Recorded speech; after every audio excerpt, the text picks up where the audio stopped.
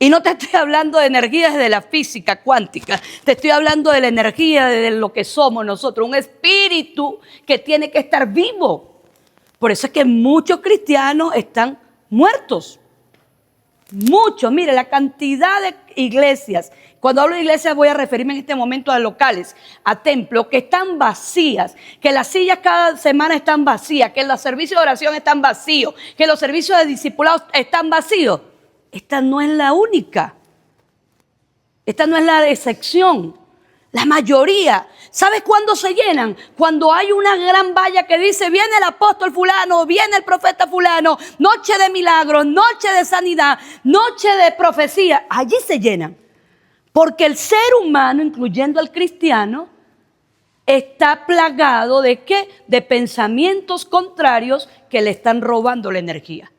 Ahora sí voy a hablar de la energía ya no como una fuerza, sino como una persona, que es el Espíritu Santo. Ese es el que nos da esa vida. No existe otra vida. Mire, si dice que nos dio espíritu de amor, de poder y de dominio propio, ¿qué es dominio propio? Diga, autogobierno. ¿Qué es el autogobierno? Es la capacidad de nosotros gerenciar, pero eso no se consigue solo con el Espíritu Santo. Porque quien nos da a nosotros el autogobierno es el Espíritu Santo. Le hago una pregunta y respóndase usted solo, porque así quiero que lo haga en esta noche. Usted ha hablado hoy con el Espíritu Santo. Vean, no es Diosito. Vean, Jesús, yo no estoy negando la eficacia de estos nombres, pero te estoy hablando del Consolador que está con nosotros. Del único que tiene la capacidad en el espíritu del hombre de convencerlo de pecado. ¿Por qué usted cree que la iglesia vive en pecado siempre? Porque no estamos convencidos. ¿Por qué no estamos convencidos? Porque no hay una relación con el Espíritu Santo. La falta de relación con el Espíritu Santo nos mantiene en el pecado constantemente. Y hoy voy a hablar de un pecado que es muy común dentro de las congregaciones. Es la rebelión a la autoridad. Que es un pecado que ha traído por generaciones enteras. Mire, ceguera espiritual, desánimo, flaquezas, debilidades, divisiones, disensiones, calumnias, rebeliones. ¿Todo esto por qué? Porque el ser humano se opone a la autoridad de Dios. ¿Qué es la rebelión? Es ir contra la autoridad de Dios. ¿Qué es la autoridad de Dios? Es lo que Dios ordena. Mire, yo soy del tipo de pastor, y sé que hay muchos que hacen lo que yo estoy haciendo, de decir que la iglesia es de Cristo. Porque también sé que hay muchos que se han hecho dueños de la iglesia, dueños de la gente, manipulan a la gente. Ahora, en la hora de esclarecer que el dueño de la iglesia es Cristo, no estoy diciendo que Cristo no haya delegado una autoridad en esta iglesia. Pero ¿qué pasa cuando la gente no entiende esto? El enemigo va a hablar también a su corazón. Y va a haber siempre una rebelión contra la autoridad. ¿Que estableció quién? Dios. Porque cuando yo me rebelo a la autoridad, yo me estoy rebelando ¿contra quién? Contra Dios. Y usted podrá decir, es que yo me estoy rebelando porque yo creo que lo que usted hace no se parece a lo de Dios. Mire, es tan tremendo porque yo estaba estudiando hoy el caso de Can, uno de los hijos de Noé. Dice la Biblia que Can vio la desnudez de su padre, que estaba borracho, e inmediatamente salió a contarle a los hermanos que el papá estaba desnudo. Mira, el problema de Can fue su rebelión de su corazón, exponer la desnudez de su padre. Su papá cometió un error, sí, emborracharse, pero eso no le daba lugar al hijo para rebelarse contra la autoridad del padre. ¿Entendemos esto? O sea, si un pastor, si un apóstol, si un líder, si una persona que está en autoridad sobre nuestra vida comete un pecado, comete un error, eso no te da a ti ni me da a mí tampoco la autoridad para yo rebelarme. ¿Contra quién? Contra la autoridad de Dios. Porque ¿qué es lo que va a hacer Dios? Dios se va a entender con su ungido. Dios se va a entender con ese hombre o esa mujer que Él le entregó autoridad. Pero ¿y quien se revela, qué va a pasar con esa persona? ¿Qué cree usted que pasa con una persona que se rebela contra la autoridad? Nadie que esté rebelado contra la autoridad podrá estar en autoridad. Jamás y nunca.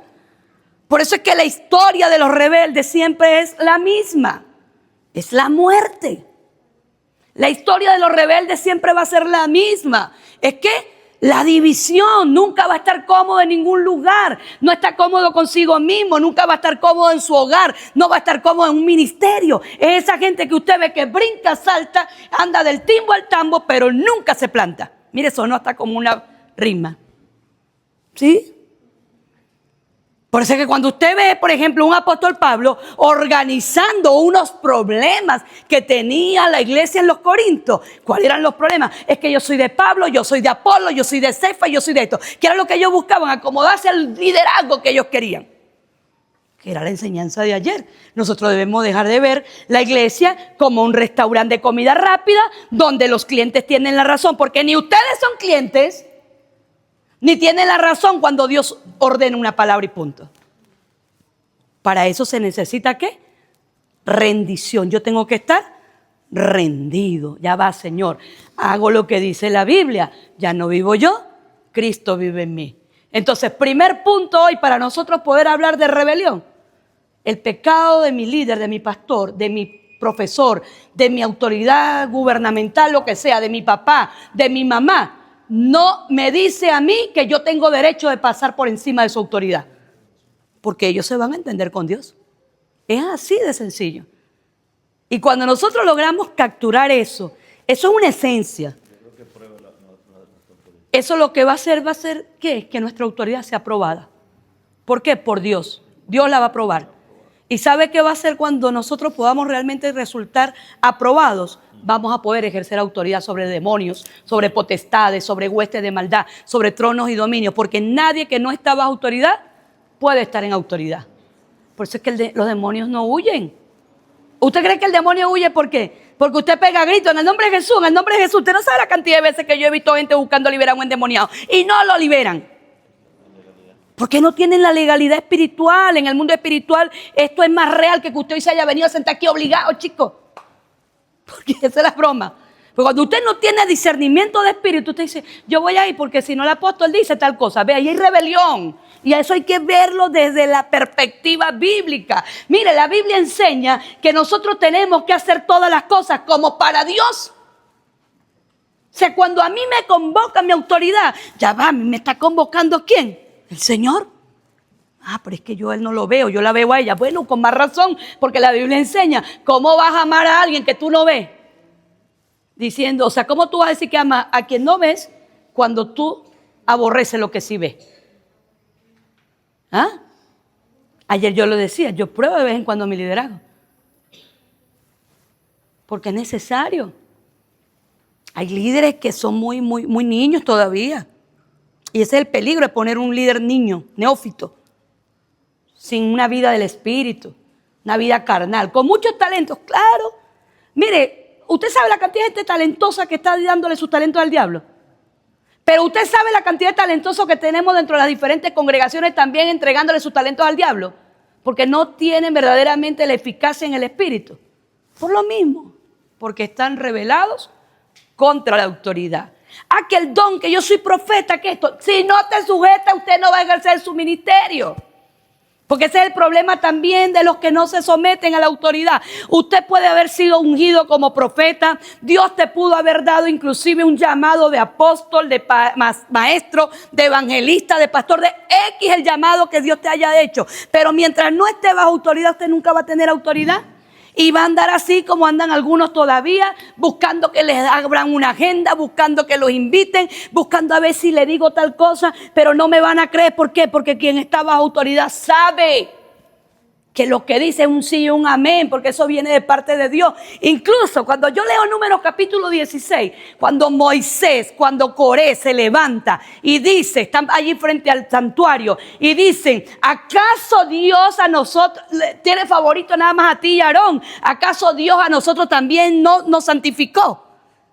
Wow, y Moisés se molestó mucho. Dice, ¿quién eres tú para malponer o para hablar mal de lo que Dios dijo de Aarón? Porque Aarón era el sacerdote. ¿Y qué le dijo Moisés a él? Vamos a hacer algo. Mañana vamos a presentar ofrenda. Mañana vamos a presentar incienso. Traigan sus incensarios. Y si la muerte de ustedes, y si lo que pase con ustedes va a ser de muerte natural, o sea, si ustedes no mueren mañana, entonces no fue Dios el que habló. Pero si pasa algo sobrenatural, fue Dios el que habló. Mire, la única forma de mostrar lo sobrenatural de Dios es bajo autoridad. ¿Y sabes qué ocurrió? Que Dios le dijo a él, los voy a enterrar vivos. ¿Te imaginas esto, Dilia? Que el Señor diga, los voy a enterrar vivos. Me los voy a tragar vivos. La tierra se va a abrir y se los va a tragar. Y Moisés y Aarón inmediatamente, hombres misericordiosos, hombres de Dios. Como muchas veces nosotros tenemos que llegar al Señor. Mira, perdónalo.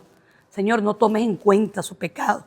No tomes en cuenta esto que hizo. Nosotros hacemos eso también. Porque la Biblia enseña a ser misericordioso porque yo soy misericordioso. Antes yo era la que decía, no, yo prefiero ser como Josué, que se los trague de una vez. Yo después dije, no. Que ser menos sentimental y más espiritual. ¿Y qué hicieron? Ellos clamaron. Y el Señor les dijo, está bien. Porque ellos le dijeron, Señor, por el pecado de un hombre, tú vas a matar a toda esa gente.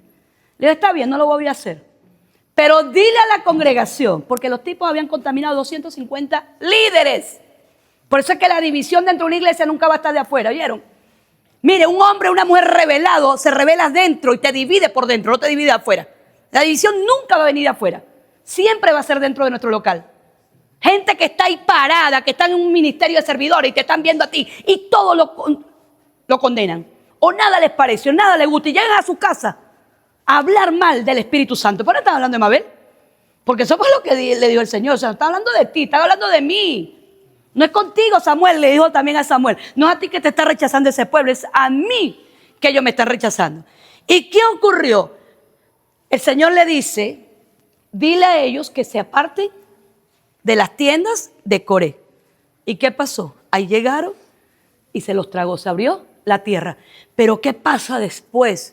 Ese mismo pueblo que vio cuando se abrieron la tierra y se los tragó, dijeron, por culpa de Moisés y de Aarón, a esto los mató Dios y se los tragó. O sea, todavía seguía la contaminación. Mire esto, cuando el Señor hoy me hablaba acerca de eso, así vive el pueblo del Señor hoy todavía.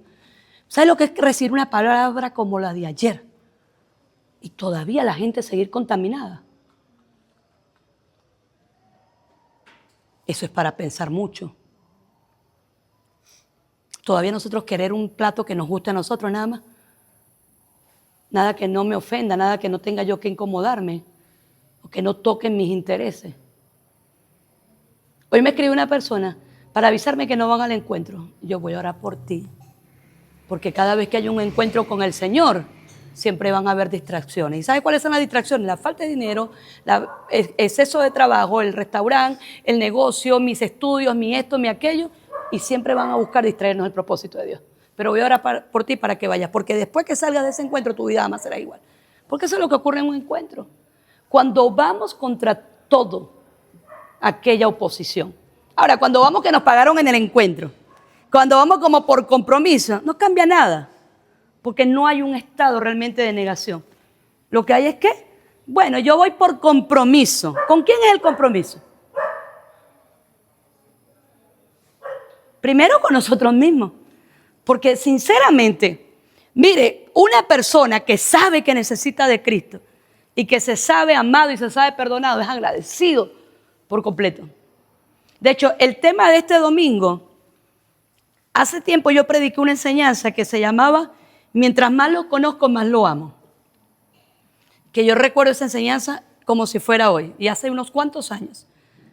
Pero yo creo que la de este domingo será cuando me siento perdonado, más amo. Porque el problema está cuando nosotros nos sentimos ya perdonados. Nos sentimos como que, no, yo no estaba tan mal. Hay gente así. De hecho, yo recuerdo cuando yo comencé a buscar al Señor o cuando el Señor me encontró y yo comencé a congregarme y todo aquello. Entonces una persona que yo le predicaba y me decía, es que tú sí necesitabas de Dios. Yo no. Yo no andaba en la calle borracha ni andaba en la calle haciendo escándalo. Yo no necesitaba. Usted sí necesitaba de Dios. Ay, qué bueno, yo necesitaba mucho de Dios. Y ahí está el problema de mucha gente, que sienten como que sus pecados son más livianos que los pecados de otros. Por eso cuando preguntan, oye, pero ¿por qué los pastores, los predicadores, todos han tenido una vida turbulenta? Porque estamos agradecidos y le prestamos al Señor nuestra vida en servicio. ¿Usted cree que esos otros el Señor también nos los llamó? Por eso es que dice la palabra, muchos son los llamados y pocos los escogidos. No es que Dios no los escogió, sino que esa gente no quiso nada con Dios. Hicieron como los otros 9 leprosos. Uno solamente vino agradecido y el Señor le preguntó, ¿y dónde están? ¿No eran 10? No sé, Señor, yo solamente vengo a darle la gloria a Dios. Es eso. No se trata de que todos los pastores hayamos tenido un prontuario delictivo, sino que cuando más nos sabemos perdonados, más amamos y más servimos. Porque quien ama sirve. No hay una forma de servir sin amar. O de amar sin servir, mejor dicho. Porque hay quienes sirven y no aman. Pero hay quienes amamos y servimos. Porque no se puede amar y no servir. ¿Te imaginas? Yo te amo pero no te sirvo.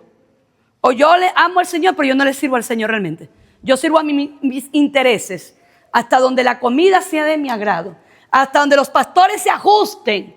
Mire, hay gente que quisiera un pastor así y así y asado. Casi que inteligencia artificial. Voy a armar mi pastora de esta manera. Que ella sea de esta forma, que sea así, que haga como yo estoy diciendo. Peligro.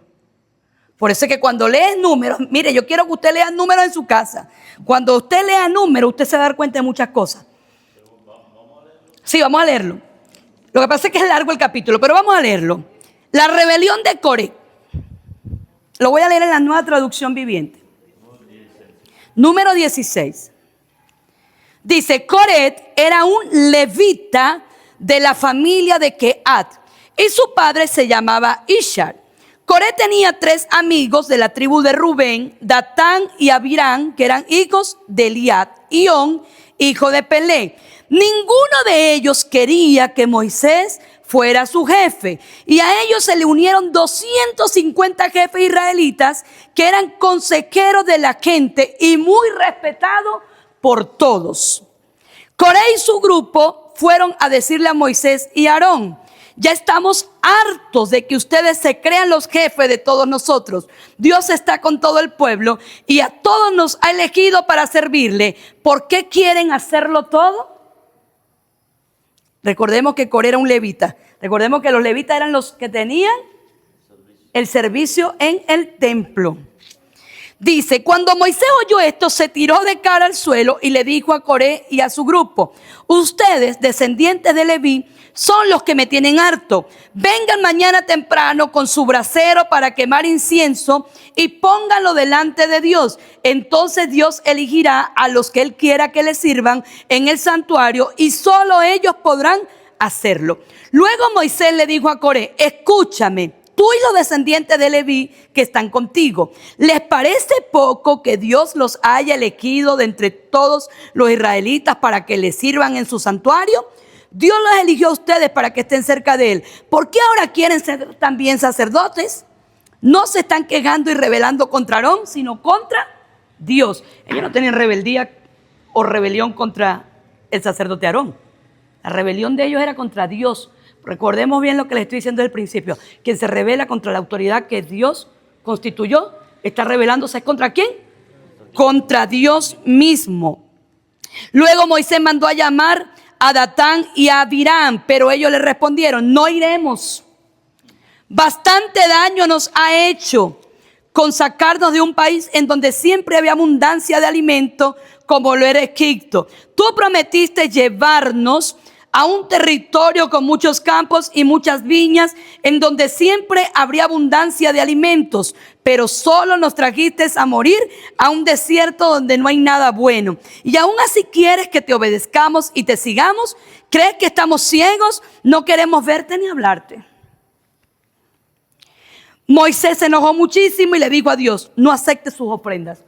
Imagínense la actitud del corazón de esta gente, que ya Moisés ahora cambia la posición contra los rebeldes. Dice: no acepte sus ofrendas. Dios mío, yo nunca les he hecho ningún daño y ellos jamás me han dado nada. ¿Cómo pueden decir que me aprovecho de ellos? Luego Moisés le recordó a Coré que debía venir al día siguiente con Aarón y los 250 descendientes de Leví y traer sus braseros para quemar incienso delante de Dios. Dios castiga a Coré y a sus compañeros. Al día siguiente, Coré reunió a todos sus compañeros frente al santuario para enfrentarse a Moisés y a Aarón.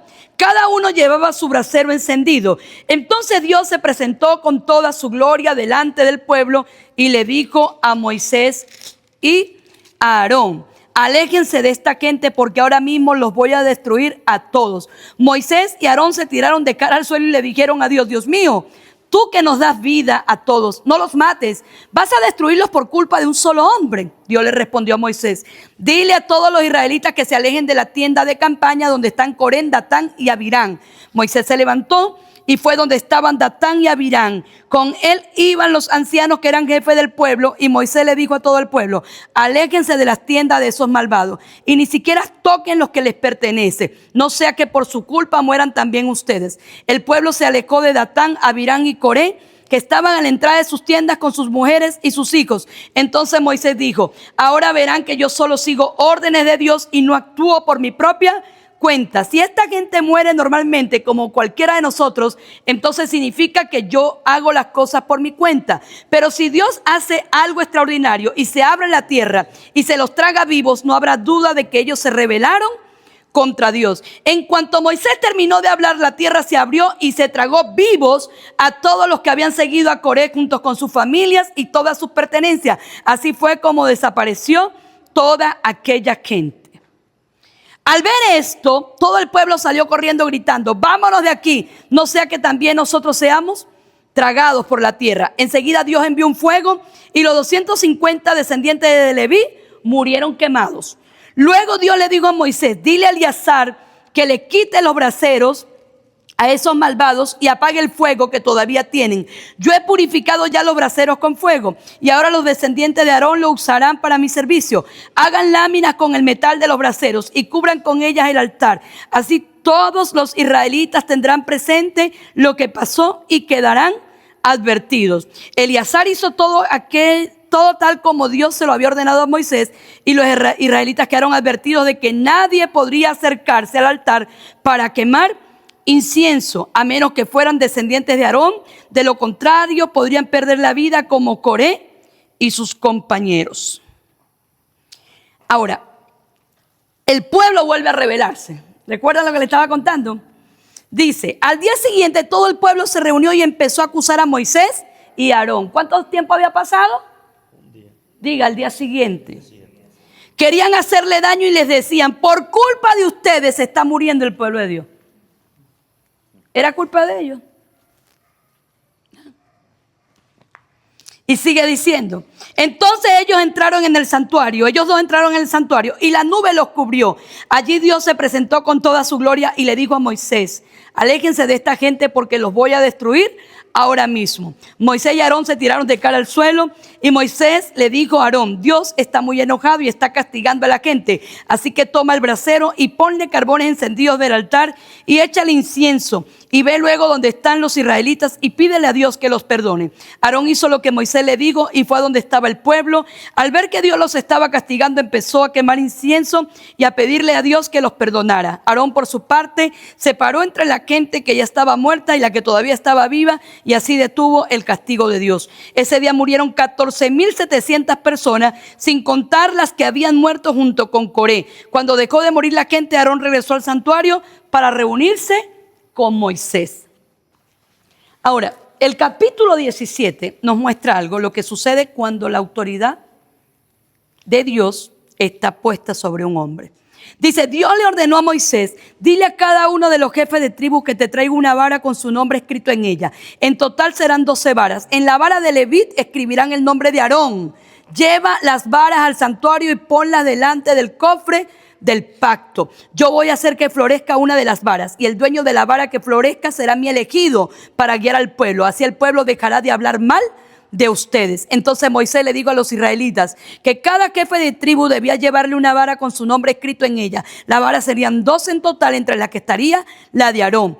Cuando le llevaron las varas, Moisés las puso delante del cofre del pacto. Y al día siguiente, cuando Moisés entró en el santuario, vio que la vara de Aarón había retoñado y hasta tenía flores y almendras maduras. Entonces Moisés sacó del santuario todas las varas y se las mostró a los israelitas. Luego que los jefes la examinaron, cada uno de ellos se llevó su propia vara. Dios le dijo a Moisés: toma la vara de Aarón y ponla ante el cofre del pacto. Allí se quedará guardada y le servirá de advertencia a los rebeldes para que dejen de protestar. Si me obedecen, no morirán. Moisés hizo todo lo que Dios le mandó, pero los israelitas le dijeron a Moisés: si acercarse al santuario de Dios significa morirse, entonces todos vamos a morir. Seguían con su rebeldía. Mire, eso no es solamente el alma.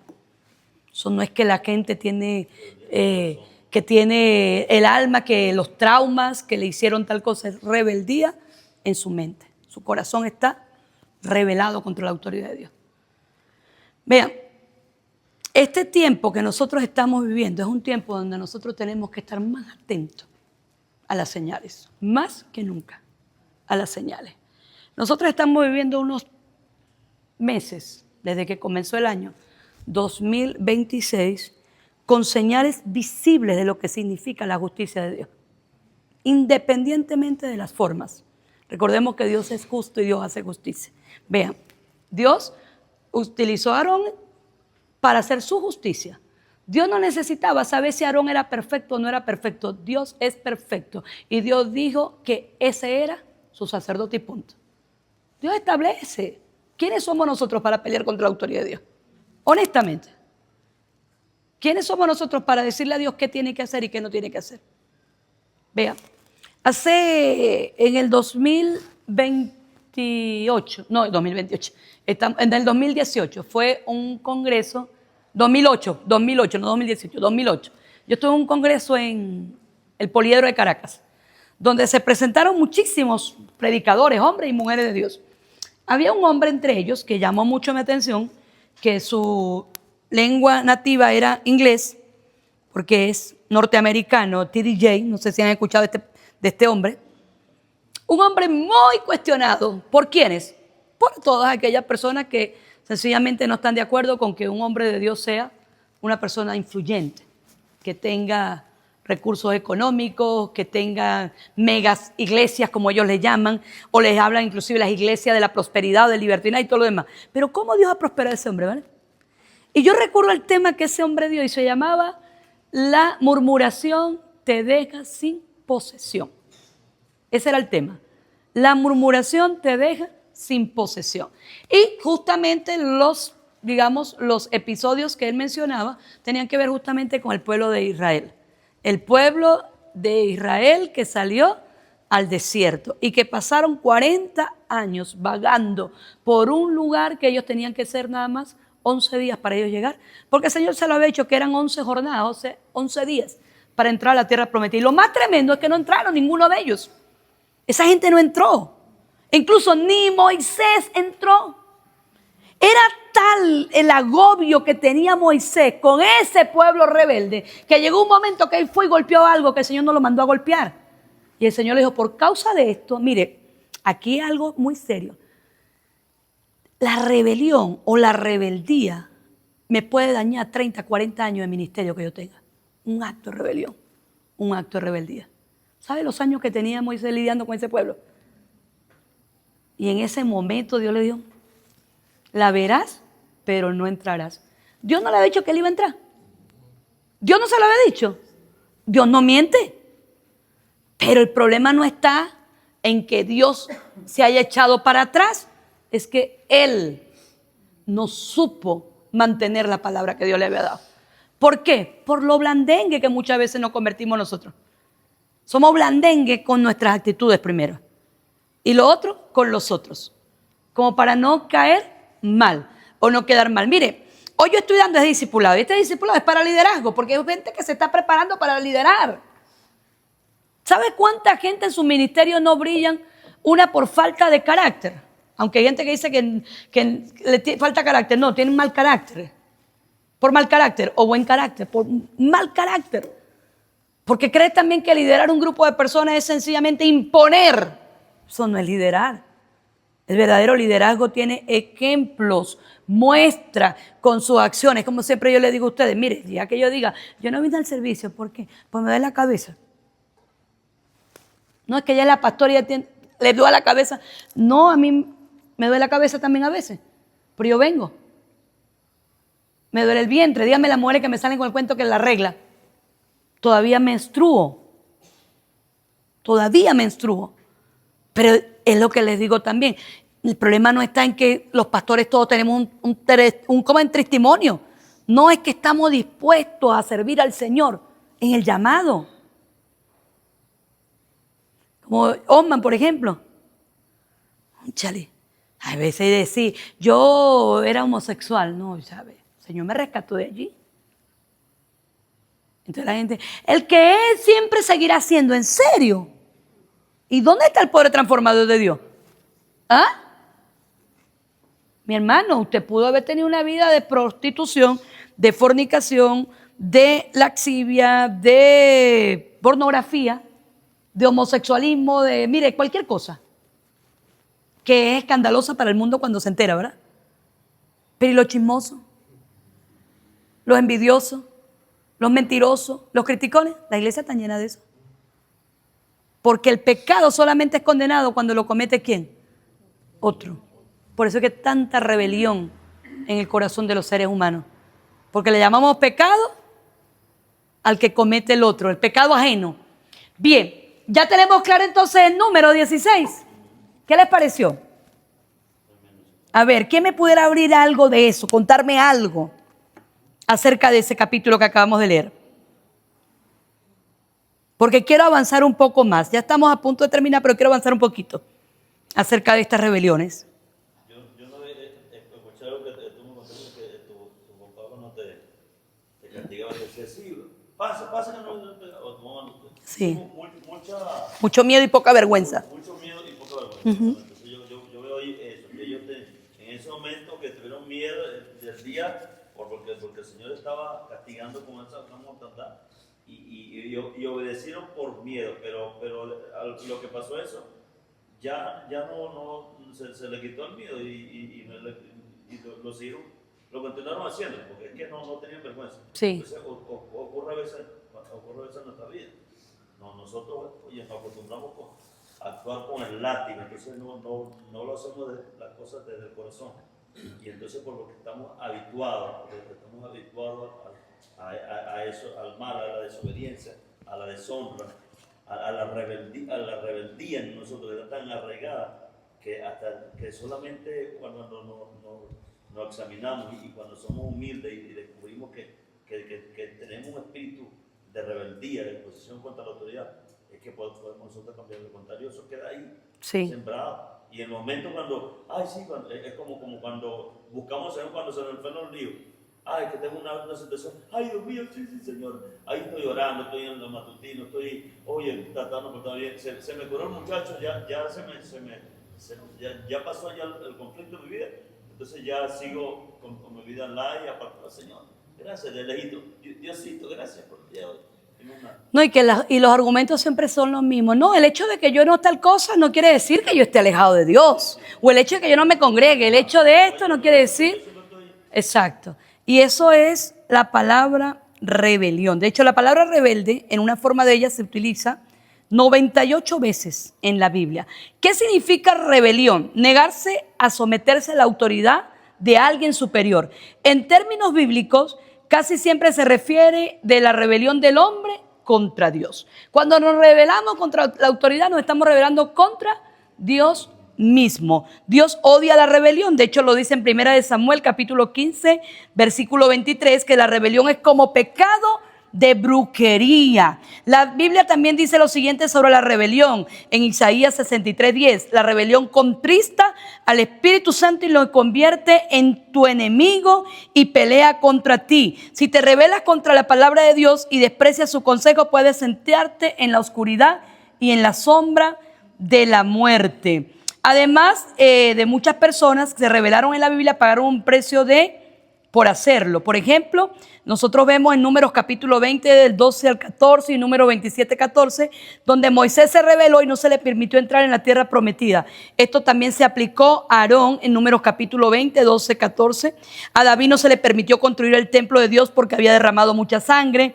Saúl fue quitado del trono y el Espíritu Santo se retiró de él. Lucifer fue expulsado del cielo. Jonás fue tragado por un gran pez. Los descendientes de Semaías fueron eliminados. Las vidas de Ananías y Zafira fueron también quitadas.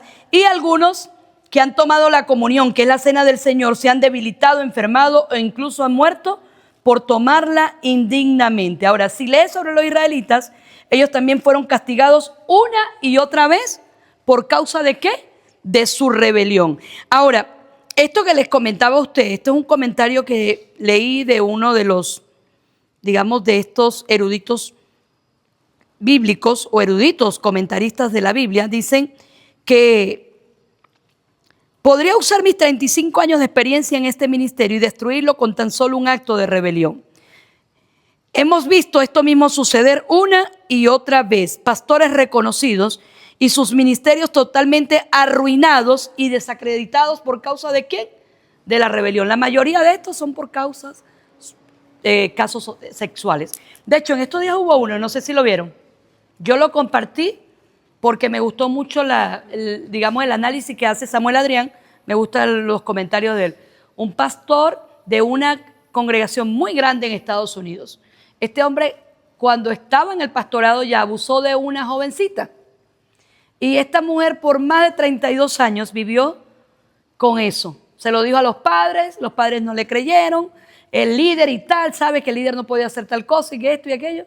Y resulta que ya cuando ella era adulta, ella siguió con eso, abrió el caso y el hombre ya, pudiéramos decir que se confesó, pues que sí, que él se había hecho eso, que él estaba arrepentido de lo que había hecho, que él quería resarcir a la víctima de su abuso y todo lo demás, pero él igual fue condenado, está preso y tuvo que pagar una suma de dinero muy grande también. Pero no solamente lo que tenga que pagar, la cárcel a la que tenga que ir, un acto de rebeldía contra Dios, el pecado no confesado. Mire, David es un hombre que nosotros leemos en la Biblia que dice que mientras él no confesó su pecado, sus huesos estaban secos, pero una vez que él confiesa su pecado, ¿qué es lo que ocurre? Él vuelve nuevamente a la vida. Nosotros vemos también el caso del hijo pródigo. Ese muchacho se rebeló también contra la autoridad de su padre. ¿Y qué pasó? Después que él viene arrepentido, dice que el Señor lo recibe nuevamente. Ese es el mejor ejemplo que nosotros vemos de que si hay un arrepentimiento en nuestra rebeldía, el Señor nos perdona. Pero tenemos que ser honestos. Hay consecuencias. Hay consecuencias de verdad. Imagínese un acto de rebeldía en el ministerio. ¿Cómo recuperas una confianza con una persona a quien tú le diste tu confianza, a quien tú le abriste tu corazón en algunos casos, que son nuestros líderes más directos? Mire, yo compartía con mi esposo una experiencia. Cuando yo comencé a congregarme, y lo digo delante del Señor y el Señor, lo que yo voy a decir es cierto. Hubo una sola persona en todos los años que yo tengo como creyente que me causaba molestia.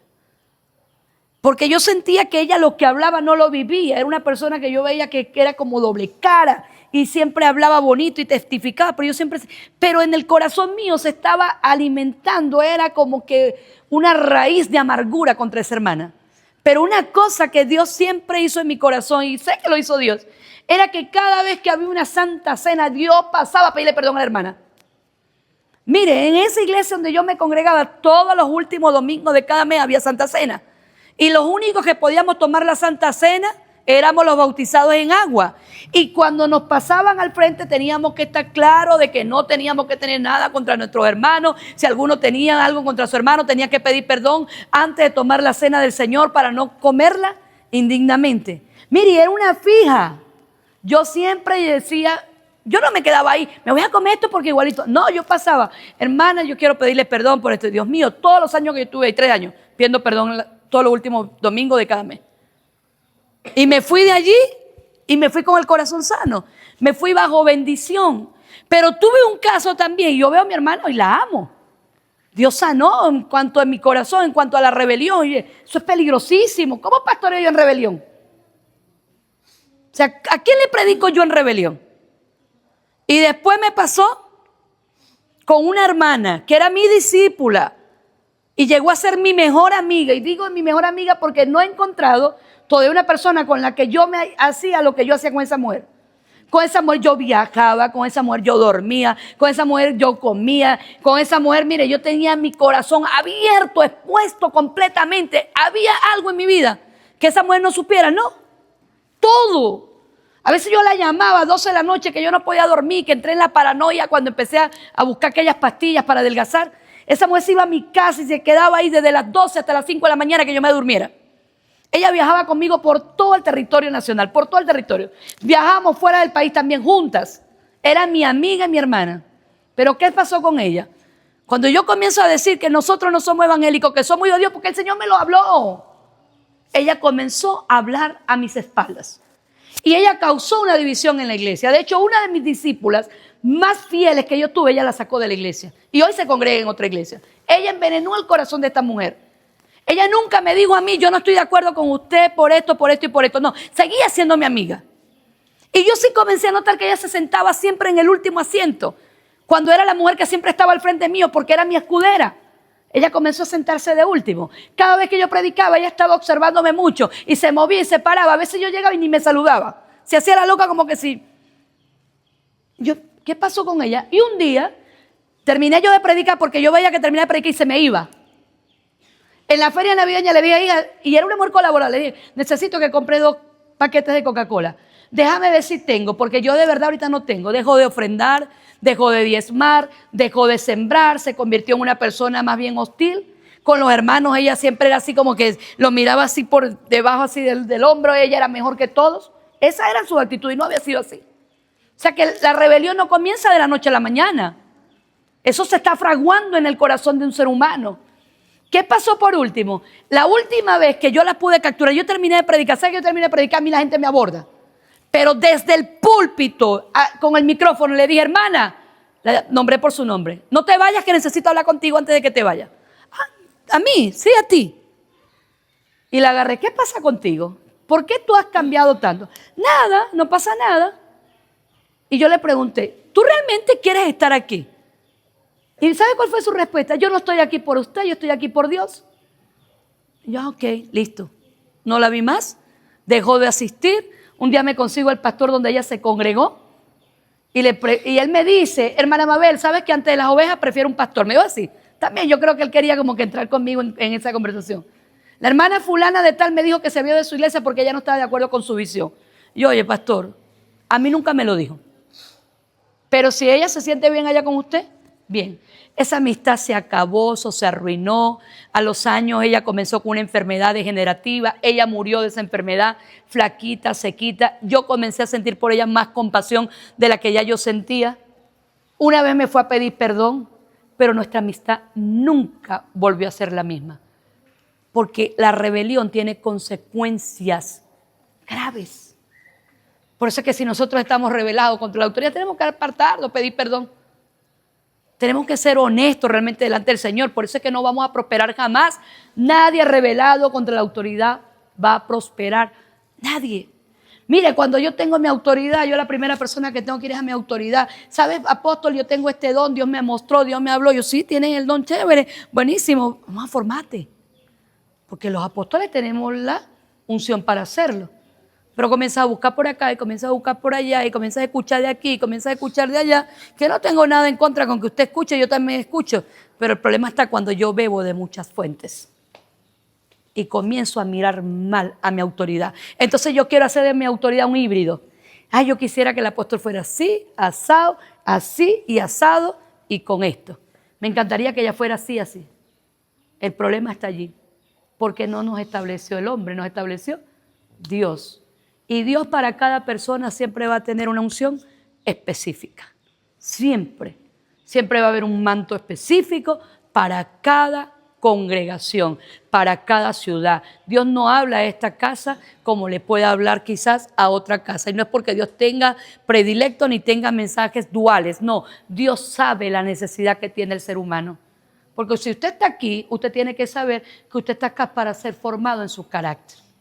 Mire, ¿por qué usted cree que Dios le pone a una persona que usted siente que es difícil? ¿No será porque usted es difícil?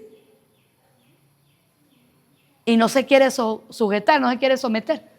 A veces yo decía, yo creo que los hermanos están traumados, me ven a mí como su mamá. Y Dios me dijo, no, ellos no están traumados, están revelados. Qué diferente. Porque una cosa es que yo te hable a ti de trauma desde la perspectiva del alma, a que yo te hable a ti de tu espíritu, de la perspectiva del espíritu, que el hombre no es almático, sino que es espiritual. Nosotros somos un espíritu que tenemos un alma que vive dentro de un cuerpo, sí, pero nosotros somos espíritu, no somos alma. El problema está allí cuando las congregaciones son almáticas, viven ofendidas, viven todo el tiempo amargadas o están sencillamente desubicadas, no saben, ya va. Si mi apóstol me llamó la atención, amén. Ella sabe por qué lo está haciendo. Pero lo que pasa es que yo no me tengo que dejar porque está revelado en el espíritu. No es en el alma, ya está revelado en el espíritu. No salgas a murmurar. Mire, de repente no se abra la tierra y te trague. De repente, no sé, porque es que Dios es Dios y punto, y Él hace como Él quiere. A veces cuando yo veo algunos videos que dicen, ay, el karma les llegó inmediatamente. ¿Karma? ¡Ja! Antier vi uno, un tipo chocó a otro, el viejito se paró a reclamar y el tipo echó para atrás y salió y se metió por allá abajo entre un barranco. Y yo, ay, Dios mío, no es karma, son consecuencias, que es diferente. Mire, cada vez que usted está orando por sus hijos, vean, si usted tiene hijos en rebeldía, préndase esto, vean, esto aquí no hay otra cosa. Si sus hijos están en rebeldía, si sus hijos están en desobediencia, si sus hijos no quieren caminar verdaderamente bajo, oye, la visión que Dios le dio a usted como familia, revísese usted. ¿Qué estoy transfiriéndole yo a mis generaciones? ¿Qué es lo que yo estoy haciendo en el mundo espiritual que está trayendo estas consecuencias?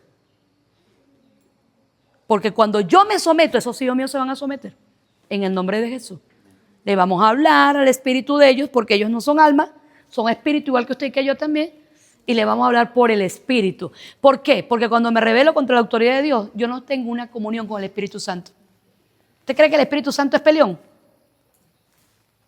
¿Que se va a ponerlo a usted a pelear con la gente? No. El Espíritu Santo no es peleón. El Espíritu Santo no es un usurpador. Él no está ahí para usurpar ni para controlarnos la vida.